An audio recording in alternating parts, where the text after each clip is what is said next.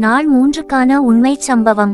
எவ்வளவு கருப்பாய் இருக்கான், ஒடிந்து விழுகின்ற மாதிரி ஒல்லியா இருக்கான்.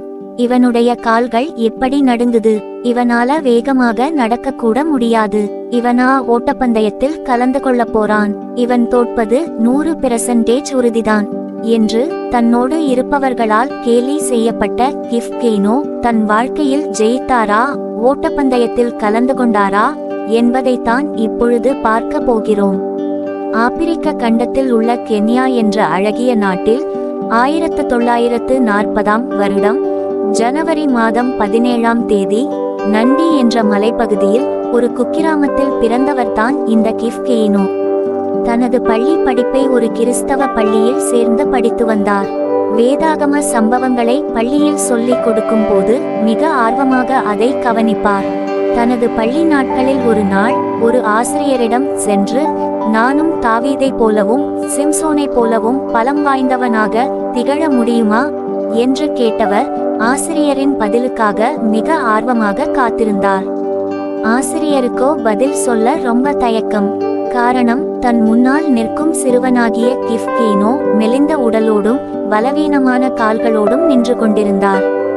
ஆனால் அவரது வார்த்தையில் உறுதியும் தெளிவும் ஆர்வமும் இருந்ததை கண்ட ஆசிரியர், தம்பி, நீ பெலமுள்ளவனாக மாற வேண்டுமானால் உன் கால்கள் இன்னும் உறுதியாக வேண்டும். உன் கால்களை உறுதிப்படுத்த தேவனால் மாத்திரமே முடியும். ஆகவே நீ தேவனை அதிகமாய் நோக்கி கூப்பிடு, அவர் உன் கால்களை பெலப்படுத்துவார் என்று கூறி அனுப்பினார். ஆசிரியரின் வார்த்தைகள் அவருக்குள் ஒரு உத்வேகத்தை கொடுத்தது. நண்பர்கள், சக மாணவர்கள் அவரை கேலி கிண்டல்கள் செய்த போதும், நிச்சயமாக ஒரு நாள் ஒலிம்பிக்கில் நான் கலந்து கொண்டு பதக்கத்தையும் பெற்றுக்கொள்வேன் என்று உறுதியாக கூறினார். யார் கேலி செய்தாலும் கிஃப்கெய்னோ சோர்ந்து போகவில்லை. என்னை பெலப்படுத்துகிற கிறிஸ்துவினாலே எல்லாவற்றையும் செய்ய எனக்கு பெலனுண்டு என்று எப்போதும் அறிக்கையிட்டு கொண்டே இருப்பார். ஆரம்பத்தில் பலமுறை தோல்வியை தழுவினாலும், உருவத்தை வைத்தும் நிறத்தை வைத்தும் தான் பலரால் கேலி செய்யப்பட்டாலும், தேவ பெலனை பெற்றுக்கொண்ட கிஃப்கெய்னோ நிறைய போட்டிகளில் கலந்து கொண்டு பதக்கங்களை பெற ஆரம்பித்தார்.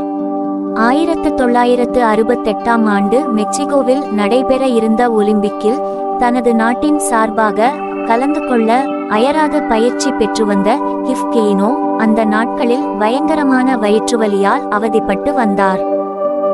திடீரென்று வரும் வயிற்றுவலியால் அவதிப்பட்டு வந்ததால் ஒலிம்பிக்கில் கலந்து கொள்ள வேண்டாம் என்று அவரை பரிசோதித்த மருத்துவர்கள் அறிவுறுத்தினர். சிகிச்சை மேற்கொண்ட கிஃப்கெய்னோ, நான் ஒலிம்பிக்கில் நிச்சயம் வெற்றி பெறுவேன் என்று சொல்லி ஒலிம்பிக்கில் 6 போட்டிகளில் ஓட்டப்பந்தயத்தில் ஓடுவதற்கு தேர்வு செய்யப்பட்டார். முதல் போட்டியில் 10,000 மீட்டர் ஓட வேண்டியதில் வேகமாக ஓடிக்கொண்டிருக்கும் பொழுது ஏற்பட்ட வயிற்றுவலியால் ஓட முடியாமல் நிலைகுலைந்து போய் கீழே விழுந்த போதிலும் கூட மெதுவாக ஓடி தூரத்தை கடந்தார். ஆனால் வெற்றி பெற முடியவில்லை. ஒரு வாரம் கழித்து அடுத்த போட்டி நடைபெற இருந்த நிலையில் கிஃப்கெய்னோ தேவனை நோக்கி விண்ணப்பம் பண்ணினார். அடுத்தடுத்து நடந்த 1000 மீட்டர் 3000 மீட்டர் பந்தயங்களில் அவர் வெற்றி பெறும்படி தேவன் அவருக்கு இரக்கம் செய்தார்.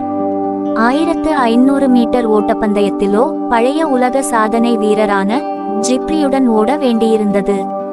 ஓட்டப்பந்தய டிராக்கில் நின்ற கிஃப்கெய்னோ எங்கும் பார்க்காமல், என்னை பெலப்படுத்துகிற கிறிஸ்துவினாலே எல்லாவற்றையும் செய்ய எனக்கு பெலனுண்டு என்று அறிக்கை செய்து ஓட ஆரம்பித்தார். ஆரம்பத்திலேயே வேகமாக ஓடின கிஃப்கெய்னோவையே அனைவருடைய கண்களும் பரபரப்புடன் நோக்கி கொண்டிருந்தது. மொத்தம் 3 சுற்றுகள் ஓட வேண்டிய நிலையில் 2ஆம் சுற்றின் முடிவில் பின்தங்கிய நிலையிலேயே ஓடிக்கொண்டிருந்தார். இனி இவரால் ஜெயிக்க முடியாது என பார்வையாளர்கள் நிச்சயித்து விட்டனர். ஆனால் 3வது சுற்றில் மின்னல் வேகத்தில் பாய்ந்து ஓடினார் கிஃப்கெய்னோ.